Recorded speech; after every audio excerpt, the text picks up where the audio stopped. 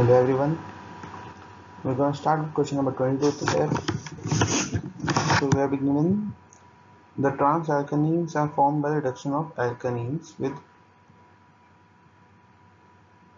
So we have to find the answer.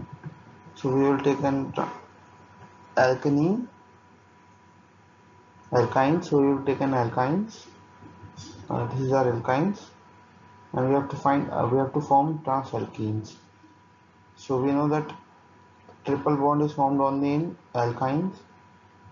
Therefore, alkynes are added with Na liquid and NH3 to form trans alkene. Therefore, we will form double bond.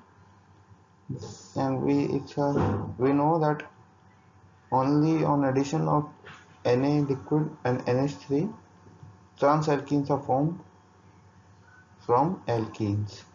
And these are alkene. And this was alkyne.